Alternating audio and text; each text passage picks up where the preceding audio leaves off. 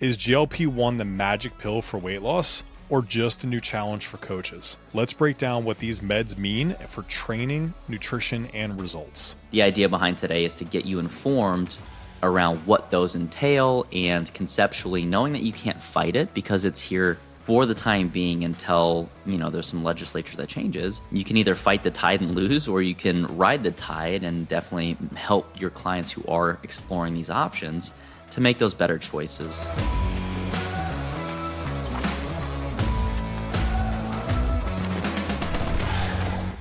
Today, breaking down GLP-1s. Obviously, we have these companies, Ozempic, Wegovy. There are a bunch of more, peptide names for them and everything. But, it's an interesting topic today. And for coaches, for trainers, for everybody, it is just a reality. I think there's a promise of weight loss and easy results, maybe. I think that there's probably some abuse, but there's also some probably real use cases for them.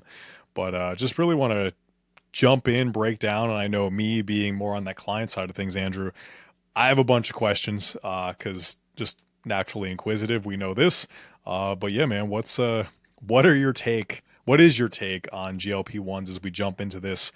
And what is like top of mind for coaches that they need to be really thinking about at this point in time with all of these newer drugs, newer peptides that are coming out, dude? Yeah, so I think this is a very relevant conversation for anyone that is dealing with those clients that are looking for and maybe even frustrated with some historical stuff. In our coaching psychology course, we actually discuss maturity levels of clients and understanding when it might be appropriate for you to push on them, when it might be appropriate for you to breadcrumb them.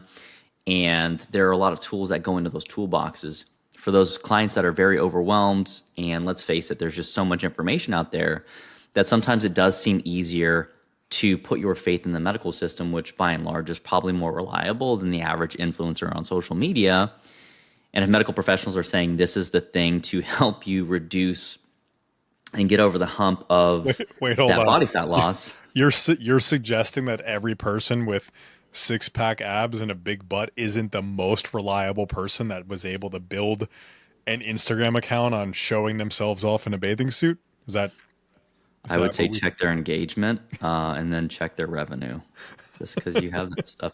And there's also the refund conversation, which is a different animal completely. But the FTC is definitely cracking down on people making false promises, and I think there was even some stuff that came out recently, and I'm sure we'll discuss on a future episode, basically around misinformation. But yeah, no, definitely. Just because you looked the part, you may have had some help getting there, or not to say that people that look jacked and shredded to detract from their hard work. However, they might not be telling you the whole story, and that is something that consumers should be aware of, is very prevalent in our space in terms of performance-enhancing substances, peptides, and everything else. So this is definitely one of those things that might be behind the scenes in terms of helping some of your favorite influencers. In fact, I think there was some traction recently on a social media post, and it's not uncommon to see influencers experiment with these weight loss drugs, specifically with the Ozempic, Wegovy, the semaglutide, the GLP-1 agonists basically that are out there. So the idea behind today is to get you informed around what those entail and conceptually knowing that you can't fight it because it's here for the time being until, there's some legislature that changes.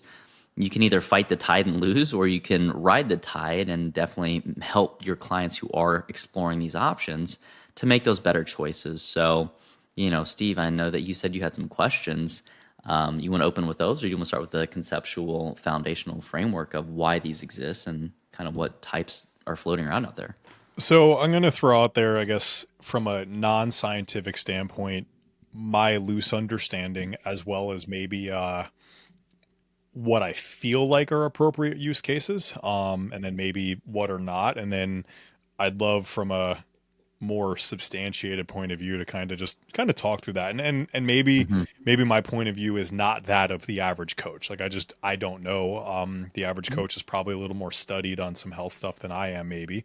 But my understanding is a lot of this stuff was originally created to help combat things like, or specifically diabetes.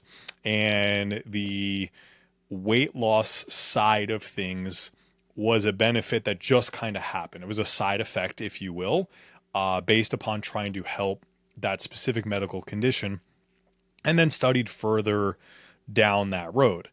Now, it appears, again, outside view, I don't know if this is factual or not, that as people started to understand the weight loss impact that these drugs had, that it was like, oh, I need them, not for diabetes, but rather to lose weight.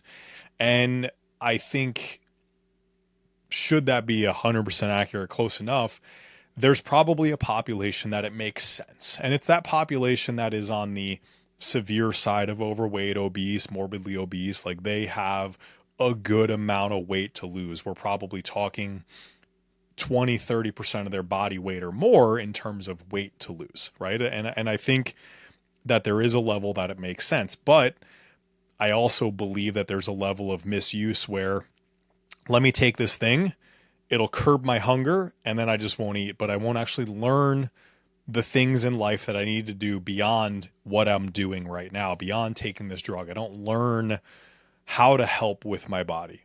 It is an easy way out where I don't have to actually do the work.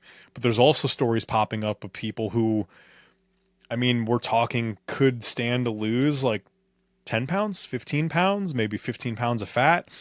And they're turning to these drugs to help with that versus doing the work to get that last bit in. And no matter what, you introduce something that's not natural to your body, there are side effects. There are things that happen, some of which are intended, some of which are probably unintended.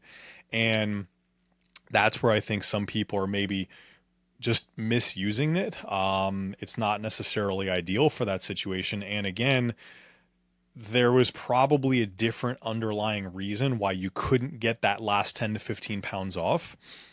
And now coaches are having to battle, and it's like a client picking, I'd rather stick myself with a needle and take the drug than do the work that I was told to do, or eat the way that I was told to eat, or whatever the thing might have been. And that's probably where I think a lot of the issues popping up today, let alone like, hey, what we learn in 10, 20 years after studying this, and people have been on it for a prolonged period of time, because nobody just knows right now. So I think that's my general understanding and perception of this. I don't know thoughts on that. And, maybe I'm grossly wrong. Who knows?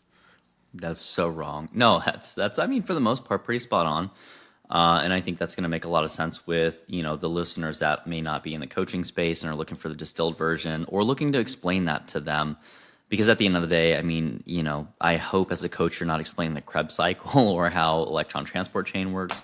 But, the wave tops are, yes, it was created for medical intervention for the people that were, potentially clinically obese, meaning movement might not have been necessarily the easiest option for them. I mean, there are people that, when you consider weighing 400 pounds, walking is actually a pretty tough activity. So getting them to potentially look at energy balance as a whole, if we take this and apply it, because we know that obesity is definitely implicated in a lot of the chronic health conditions that are very prevalent today, from heart disease to type 2 diabetes, and some of the things that aren't necessarily associated with having the healthiest physicality. And and I just don't want to get into body positivity. I think that conceptually it's a great idea. However, I think physiologically there are thresholds that if you exceed a certain weight, you are going to increase your risk of having these chronic health conditions that start to emerge and decrease the quality of your life. And that's where things like GLP-1 agonists, or basically if you want to think about the mechanism of how it works, it really just works to reduce your appetite more than anything by targeting certain types of chemicals in your brain and shutting them down. And that's really as advanced as you probably should get when you're explaining some of these things to your clients. And the ones that aren't clinically obese, meaning they have over 30% body fat as a female, or 25% body fat as a male, those are considered definitely the thresholds for obesity. You bump them up another 5%, that's where it becomes very, very detrimental to the quality of life. But people that are maybe subclinical, or maybe just dealing with a weight issue, this was not necessarily intended for them. When we refer to brand specific like Ozempic, those are things that are clinically indicated, meaning your physician has to actually refer that because they sense that there's some kind of presence or impending presence of a health condition that they're trying to either get ahead of or treat. Now, the thing that you also have to understand is if you are getting that, or if your client's getting that prescribed, there is an insurance burden that is placed upon the client from a legal perspective, in that they have 30 days to show that the intervention's working and that they're also adopting the healthy lifestyle behaviors. And a lot of people don't realize that. But these drugs are oftentimes, there's another element to this to consider, very cost prohibitive if you are paying out of pocket. And in fact, some of these dosages, when people are on the top end, can run in excess of $1,700 a month, and sometimes even more than that. And so when you break that down, $400 a week, it's, if you ate some broccoli, and I'm not to not dismiss or, minimize people's struggles.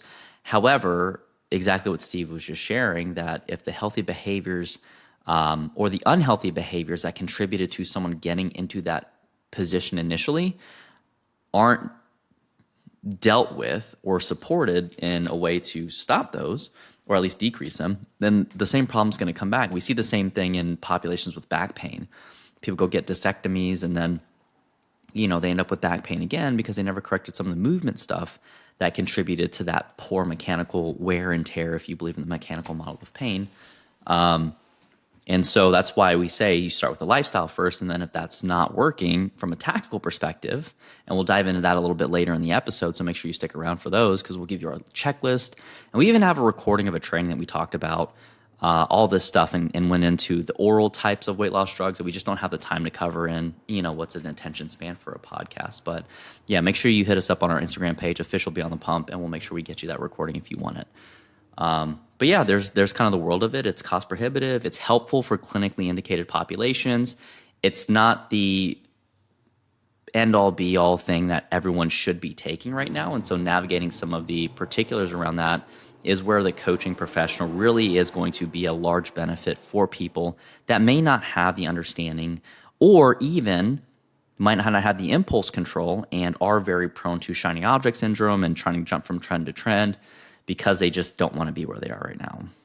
So one quick joke, well, not even a joke. There was a star, a musician, who was all out there a couple of years ago about the idea of body positivity. And she was super like, oh my God, I don't care, and all the pieces, right?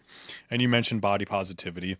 And this isn't a you shouldn't be happy with your body comment. So please don't take it that way. We're not body shaming. Nope. No, but on the other side of it, that person who was so pro, I love my body and all the pieces, and it's amazing, even though she's severely overweight, is now losing weight. Like just straight up 100%. And I get it. You should be happy with who you are. And if you're not happy with who you are, you should do something about it. Don't just stand there and say, I'm happy. But the reality is, some of these people who are saying body positivity are now turning to lose some weight because they realize from a health longevity perspective, it's not ideal.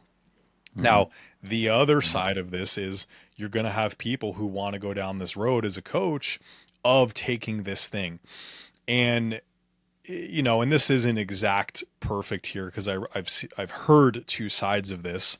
But at the end of the day, the general idea that I get is these work by reducing your appetite because they increase your satiety. That appetite reduction means you eat less food just because you don't want to eat. You're like controlling that impulse almost, right? It's to an extent, and I don't understand the mechanism behind it. But my thing that I've learned is if you want long-term longevity, weight, specifically fat loss and increased metabolism and health and all these pieces, you want to hold on to, if not increase, your muscle mass as much as possible. Undereating, significantly undereating, does the opposite of that. Now, this isn't a GLP-1s make you lose muscle comment, because I know there's steps through to get to that. But I believe the ultimate outcome of GLP-1 usage, especially for a longer period of time, is going to be losing muscle, which means now you have to work to gain the muscle back, which inevitably means you're going to gain some fat back, which ultimately means you're gaining weight overall. And I'm sure that there's different percentages and all these pieces, but that's the first thing that comes to my mind. But from a marketing perspective as a coach, you can't sit there and say GLP-1s are bad, because the reality is they're here for now and people are going to want to do certain things. So it's not about putting your own belief system out there. It's about understanding how to work with that population of people, advising to the best of your ability and being honest with who you are, but not going down this road of GLP-1s or Ozempic or Wegovy suck. They're bad because guess what? People are going to want to lose weight because they are unhappy or something. And that's just the reality of it. So, how do you manage that relationship? Be honest with yourself, with your people, with that ideal kind of client persona, if you will. And that's going to be a big thing. So, understanding how to work with that person is going to be helpful until you build enough know, like, and trust that you can influence certain things. They get a bit of a result probably out of that GLP-1, but then it's time, like, all right, cool, we got to get off of this thing now. What does that plan actually look like for long-term sustainable success? Yeah, and I think you mentioned something really great there, in that the initial intervention can be helpful to spark long-term compliance or sustainability, especially when it's paired with the appropriate healthy behaviors. And when I say healthy behaviors, we're not saying good or bad. We're saying the things that are associated with improving the status of your health, your ability to reproduce, and your ability to look and feel and live the life that you want unlimited. And so for most people, when we talk about long-term benefits, there's also long-term costs that are associated with something like, and again, we're just saying Ozempic just as the catch-all for GLP-1 agonists right now. There are different kinds. There's tirzepatide, there's, whatever. But long story short, and by the way, these all work through a mechanism called neuropeptide Y, which is the item that is associated with decreasing the appetite and food intake, and ultimately more or less trying to enhance insulin secretion and really suppress that glucagon. And so that's more or less the physiology of it, if you were curious about that. But when we talk about long-term ramifications, the people that stopped, I'm sorry, let me back up for a second. The average weight loss during the initial 30 weeks or so, which is how long some of these longitudinal studies lasted, was about 7 to 8 pounds. Right, you're looking at, was that like 7 months, a pound a month? It's not significant, and those were lower dosages, from what I understand in the particular research article, which we'll link in the show notes here. But I mean, that's a pretty insignificant amount of weight for the majority of people. Now, there were people that lost north of 20 pounds, and there were people that lost south of that 7 to 8. So understand that statistics just serve to give you the average. There are people on either end. But Can I, if I was to take it, yeah, it reduces your hunger. Can you still, like, overeat, like just eat food? Like, you're still able to just go in and eat as much as you want. You just have less desire to, correct? correct. Yeah, I mean, that's where things like emotional eating even become a topic of, is that because appetite is triggered by potentially an emotional response to a situation, environment, or circumstance? That's something that we'll discuss, I think, here in the next 6 weeks or so. So you definitely want to make sure you stay tuned for that episode. But on top of that, yeah, there's a lot of different things that can contribute to someone overriding their appetite signals. The hyperpalatability of food, which is just basically like the effect of the flavor pairings, traditionally fats, dietary fats, and salts, will also increase and override your brain's ability to understand when it's full. Things that are calorically dense, like a pizza, for instance, is a great combination of all those things, and I love pizza. So, salty, buttery, fatty, very high in calories per like size of serving. And it just makes it easier to house. So even if you don't have a great appetite and you eat 2 slices of cheesecake, especially from the Cheesecake Factory, I mean, those things like 1,500 calories a piece, that's 3,000 calories right there. And so I think that people still need to keep in mind that energy balance, in the absence of any chronic health conditions, is going to be the biggest determining factor of your weight. Your macronutrient composition of protein, carbohydrates, fats, and water are then going to change and alter and significantly impact what quality of body composition you have. And on the back end, we know that micronutrients are going to impact your mood state, basically kind of how you feel overall. And when you're eating less food, you're going to now drastically decrease your micronutrient intake. So that's where supplementation becomes an issue. That's where just making sure that you're consuming adequate amounts of nutrition and nutrients in general to support your activity level, but not accumulating body fat. That's really the game that we're playing here. when it comes to optimizing performance, mental acuity, health status, and realistically everything that's positive that comes from training hard or having a positive health state. So, long story short, you got to have in a certain period of time a certain result, but at the same time, how do you then carry that result beyond the end of it? Because the people that stopped taking weight loss drugs saw a rebound. And there's in fact something called body fat overshooting, which is that you get fatter from every diet that you don't climb out of appropriately, and you lost the weight for the vacation or the wedding and you go back to normal. The body's kind of primed to, more or less store that and then even create some interest. So you just want to be careful with how you're engaging with the yo-yo dieting behaviors if that's something that you're prone to. Ozempic can be a great start, but again, we'll get into the healthy behaviors here in a second, but you just need to have a long-term plan in place, not chase the weight loss without a plan on the back end, because that's where you end up back in the same spot and probably actually even a little worse, which is why every time you diet, the average person will struggle to lose that same weight when it eventually comes back because they don't have that long-term strategy in place. So you said something interesting there. Is there a use case where, and I don't know what dosing looks like, I have no idea, but let's say I am a person who does have those emotional eating triggers and things like that. Mm-hmm. Is there a low dose option available for people where it's like, hey, I want to, and you said 30 weeks, like that's 7.5 months of this stuff. That's a long time. Anyways, but is there like a low dose option out there where it's like, hey, I only want a quarter of the dose,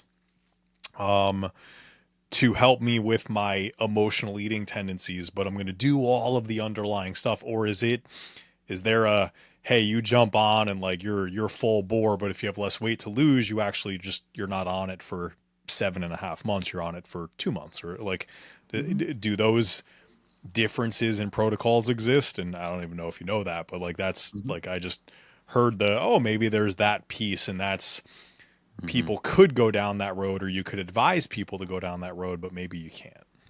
Yeah, I mean, understand, listeners, like I'm not a medical doctor. I'm studying for a doctor in psychology.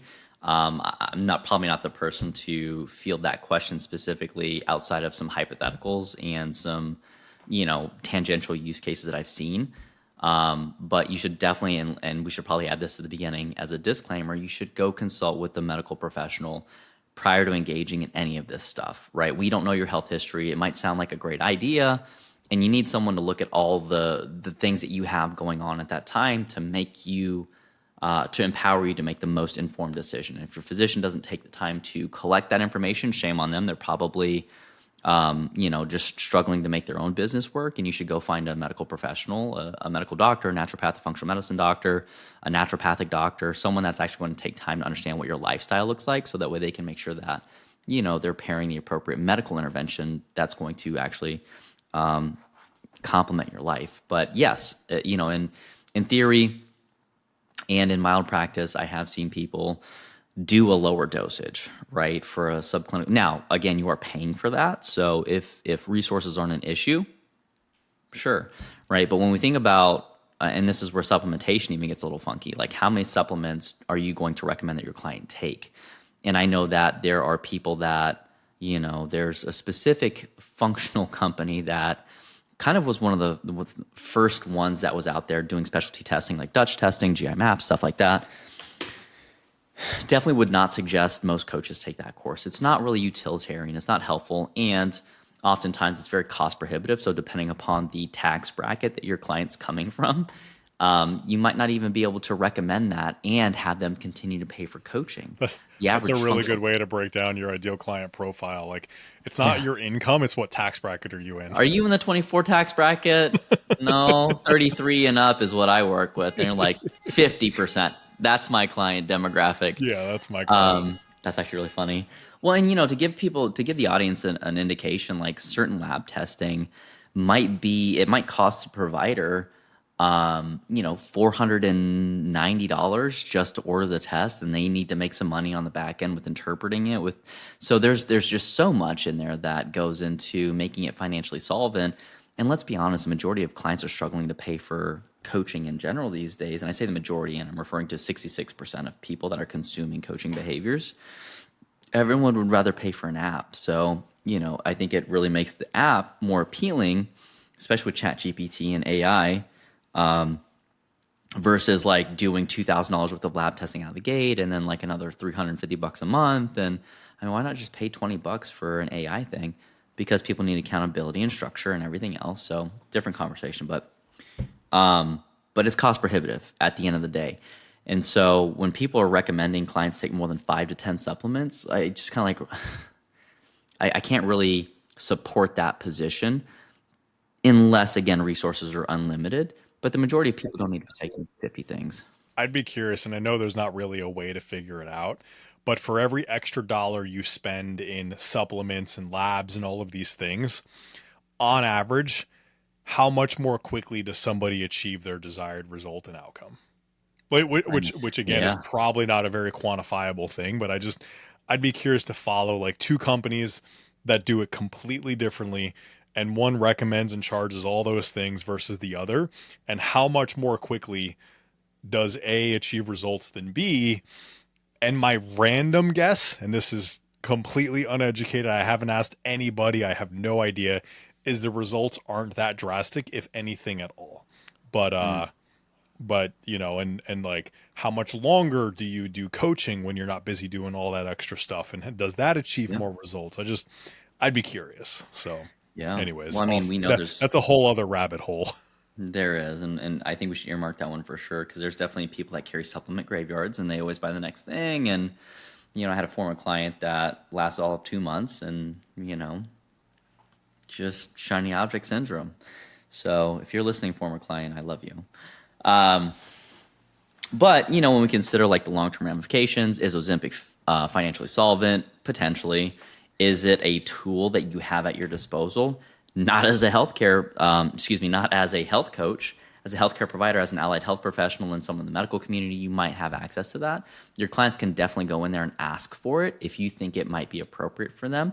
And that's where I'm saying people that are in excess of, probably like a 40 BMI, that actually might really be painful for them to go out and get those 10,000 steps, or to do a body weight squat, which is always mind blowing. That I still hear coaches out there saying that, oh, my client's obese, I'm just going to have them do body weight movements because it's easier on their joints. I'm like, they weigh 500 pounds. Put 500 pounds on your back and go sit down right now and tell me how that feels on your joints. It's not great. So, different things like that. But, to respect the time and make sure that we give people the practical, tactical stuff, here are the things that we suggest most coaches probably examine and really look at supporting the long-term outcomes from a lifestyle perspective. And we know that sleeping 7 to 9 hours a night, really important. Consuming 15 grams of fiber per 1,000 calories. So if you're eating 2,000 calories, 30 grams of fiber, right? If you're eating somewhere in the middle, 21 grams is fine, right? And that really helps. There's a bagel that can give you all of that fiber in one meal. Just eat enough water so it keeps flowing, though. Yeah. Just throwing it out there. It's actually pretty good, I'm just going to say. Coming from Jersey, that we have really good bagels. You guys up in the Northeast have that water. So water. It's more of a D, not a T. Water, yeah. 1.6 grams of protein per pound of body weight, or ideal body weight is probably what I would suggest, just to make it more clear. And by the way, like today's conversation, all this stuff about Ozempic, 1.6 a pound per pound or kilogram? 1.6 grams, per kilo. Yes, thank you, misspoke. 1.6 grams per kilogram of body weight. I'm learning all these things. I'm like, that's a lot. That was a lot, yeah.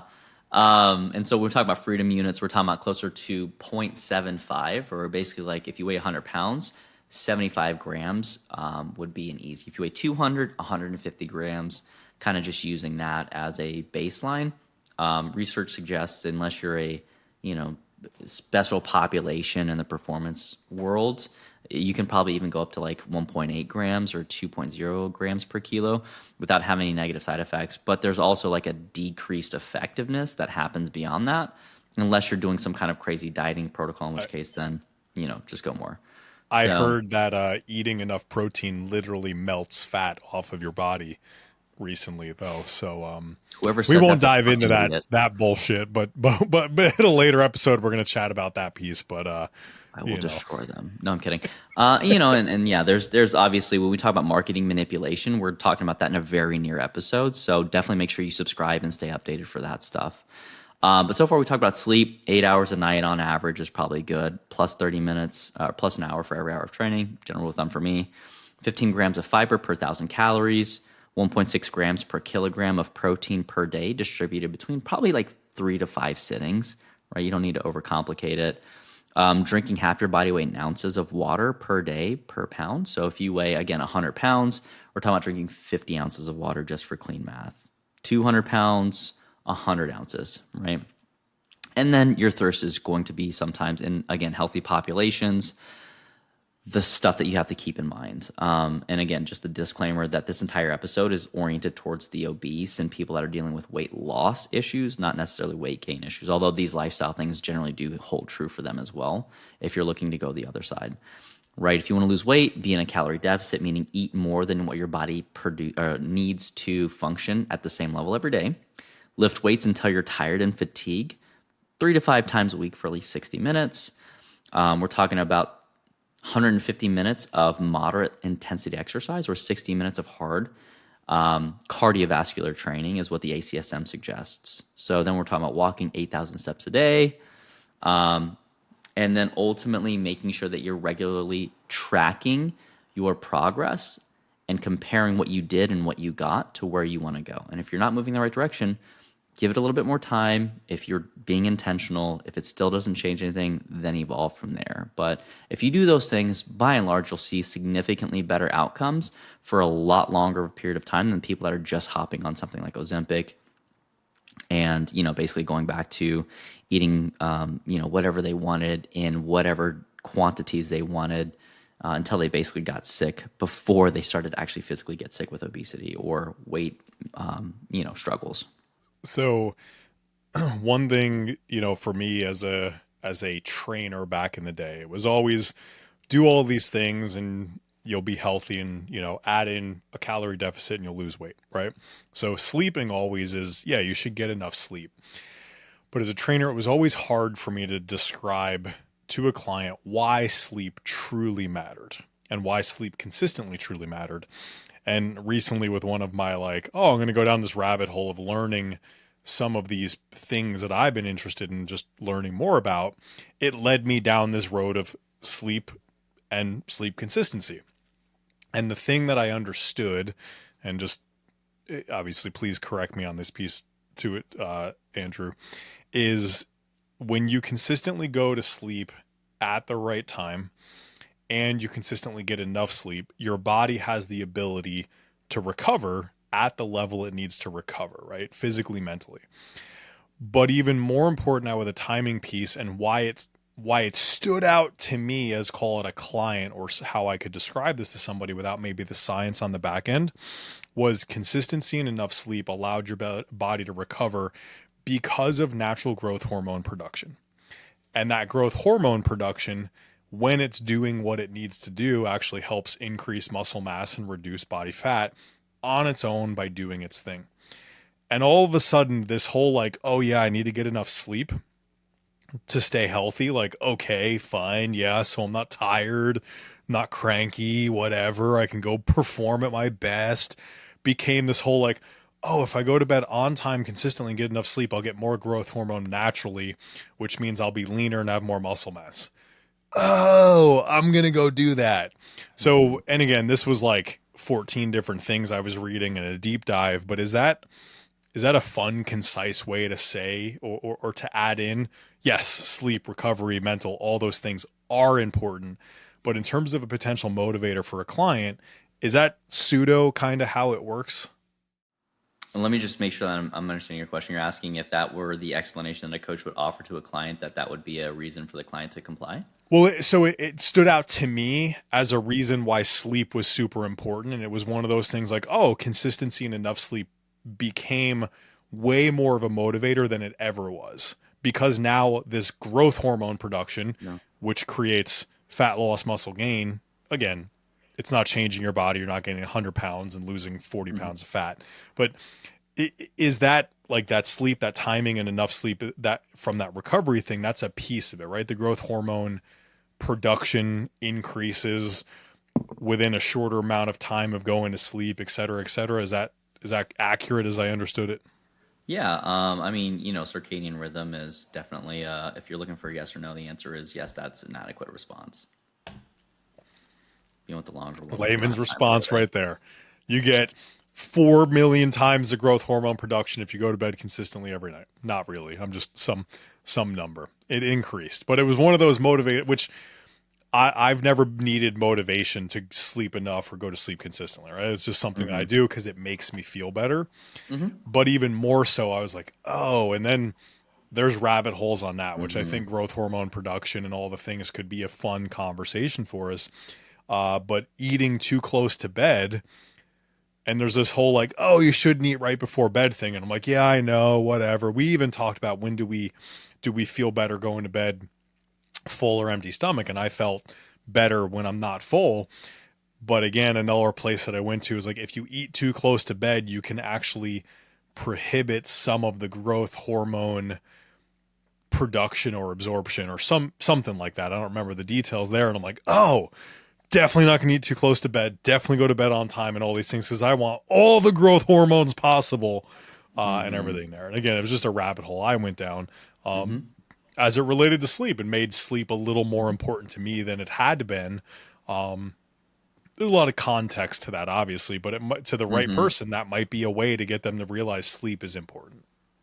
Yeah, so I think what we're trying to get across to the listeners is that, sometimes having a deeper understanding of how these things impact and how they do influence the outcomes is really important and can help build buy-in versus like, do this because I said so. And that's, there are clients that like that directive style of coaching, but most people like to make their own decisions. And so sometimes equipping them with that education or some of the wave tops on the mechanisms of how that stuff works is really important, not to distill it down to circadian rhythm and growth hormone only, because there's a lot of other things that happen during sleep. You talk about melatonin production is interrupted, and inversely related to cortisol production, which then is implicated in poor sleep. There's just so many things that at the end of the day, if we just say, hey, like stop eating an hour and a half or two before bed, you'll probably get better quality sleep. That's a general recommendation, but you still got to fuck around and find out because there are people that might actually get better sleep when it gets to what works for them. So a lot of it, when we talk about evidence based, you read the research to figure out where to start. You listen to the person to figure out where you want to go with it, and that's no different with weight loss drugs, with training volume. The results do have to be a part of that consideration. If you're taking like all the Ozempic dosages in the world, which, I mean, you think about the side effects that are associated with that: nausea, GI issues, poor gut motility, constipation. There's a lot of things that long-term use case aren't necessarily super promising from a health perspective in the research that's starting to emerge in the last 2 years. So keep that in mind, is that there's no such thing as a free lunch. There's a cost to everything. And if you're choosing to go down this route, you just want to make sure that you're informed of those trade-offs, which, I guess just to be very clear, with 0.25 milligrams once a week for the first month and then half a milligram once per week, it's kind of the dosage that looks pretty common for Ozempic. People can expect to lose 5% of the weight in 1 year. The weight regained off certain medications is oftentimes like orlistat specific, which is an oral. 35% of your weight loss might come back in a year. But then you're also risking things like nausea, vomiting, diarrhea, decreased appetite, certain injection site reactions, discomfort from that. So those are the things you're always playing with. Is it easier to eat a head of broccoli consistently, go on a brisk walk, and go lift some weights with your buddies? Probably more enjoyable between that and having to inject your stomach. But, everyone's got their preferences and everyone has their time domains and those goals. And I think those are always worth exploring in a conversation with your client, and that they should also be having those conversations with their medical provider just to make sure that everyone's on the same page. And if you don't know how to do that, we have a clinical collaboration specialist course that is intended to help you actually navigate some of those things. So if you want some more information on that, again, just reach out. Everything can be found on our Instagram DMs. And if we don't have a solution, we'll always point you in the right direction. So as we brush up on time, Steve, anything left to share about Ozempic, weight loss drugs in general, the idea, the concept, or practice? Eat broccoli 2 hours before you go to sleep so that way you can increase your growth hormone production. That's literally the past 40 minutes in 4 seconds right there. Pretty much, yeah. If you don't want erectile dysfunction, don't undereat for too long. So, Exactly. Or, the female equivalent. All right. Well, we appreciate you jumping on, listening to Beyond the Pump today, where we break down the business of fitness and nutrition coaching. If you found any of this helpful, please like, subscribe, rate, review, and send in some questions so we know what to talk about in our upcoming episodes. Follow us, shoot out a message. We want to hear from you, and we want to solve some of the problems that you're facing today. Andrew, thank you, sir. I appreciate it. Any closing words, my friend?